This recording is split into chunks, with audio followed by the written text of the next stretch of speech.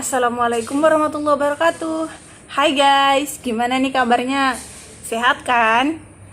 Nah, di video kali ini kami dari kelompok 3 akan mempresentasikan hasil diskusi kelompok kami yang berjudul Hubungan Antara Negara dan Warga Negara.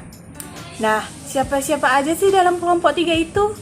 Nah, yang pertama yaitu Khalid Salsabila, saya sendiri, dan dua rekan saya yaitu Novia Ramadhani dan Putri Meidasari. Jadi, tonton videonya ya. Nah, materi kita yang pertama yaitu hubungan antara negara dan warga negara. Hubungan antara negara dan warga negara identik dengan hak dan kewajiban antara warga negara dan negaranya maupun sebaliknya.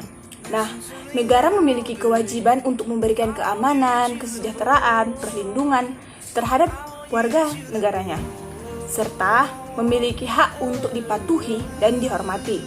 Sebaliknya, warga negara wajib membela negara dan berhak mendapatkan perlindungan dari negara. Selanjutnya yaitu, apa sih itu pengertian hak?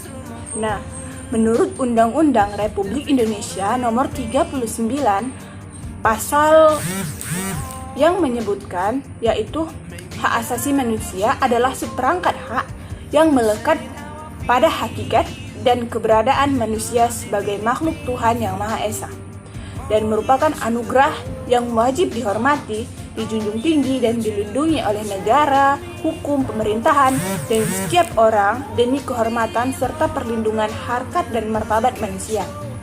Hak adalah sesuatu yang mutlak menjadi milik kita dan penggunaannya tergantung kepada diri kita sendiri. Contohnya, hak mendapatkan pengajaran, hak mendapatkan nilai dari guru dan sebagainya.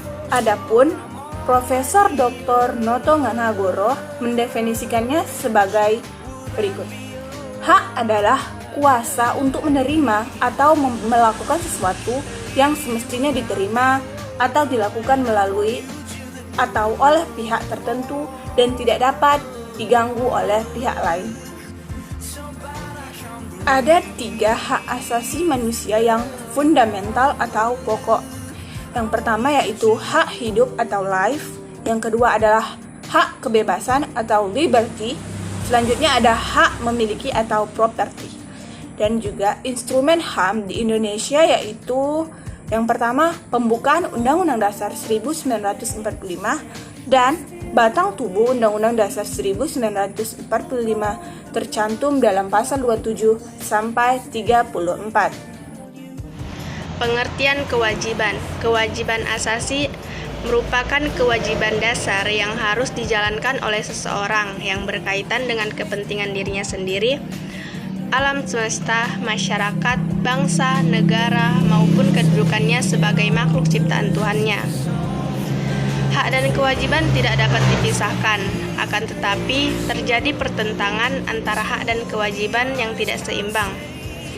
Jika tidak ada keseimbangan itu, maka kesenjangan sosial akan berkelanjutan. Hubungan warga negara dengan negaranya dibagi menjadi 3 golongan. Yang pertama, kaum pluralis. Kaum pluralis berpendapat bahwa negara itu bagaikan sebuah arena, tempat berbagai golongan dalam masyarakat berlaga. Masyarakat juga berfungsi memberi arah pada kebijakan yang diambil oleh negara.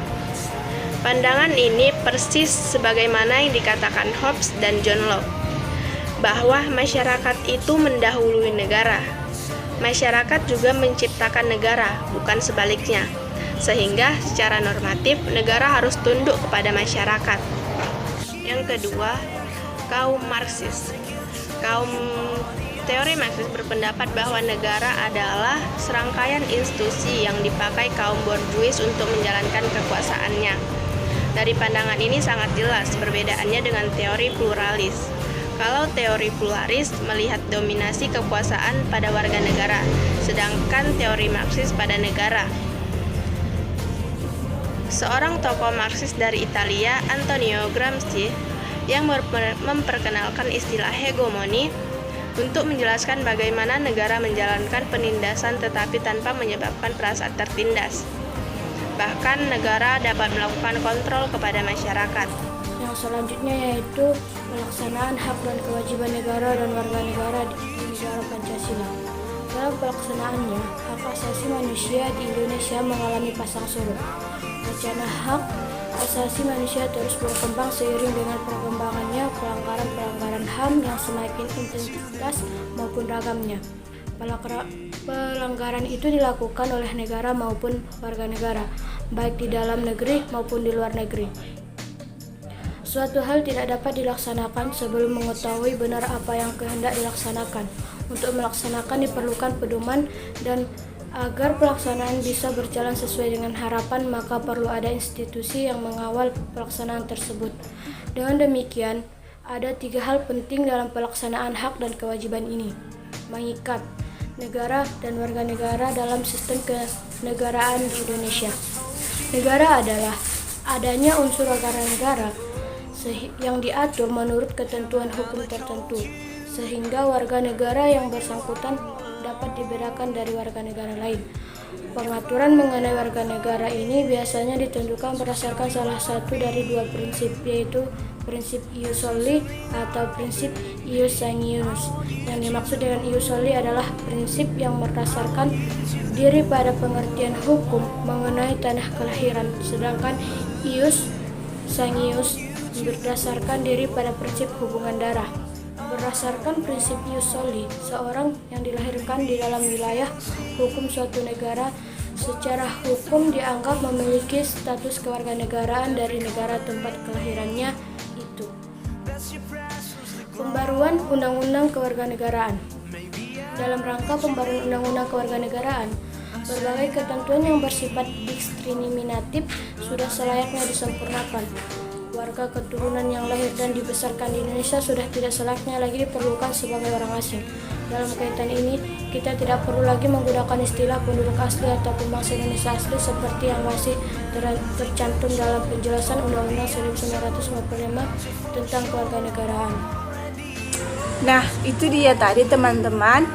Sekian video singkat dari presentasi kami dan juga sumber dari setiap materi kami adalah buku dari pembelajaran PPKN di MI. Nah, teman-teman bisa baca selengkapnya di situ, dan juga apabila teman-teman ada pertanyaan terkait dari materi kami bisa ditanyakan di grup WA. Assalamualaikum warahmatullahi wabarakatuh.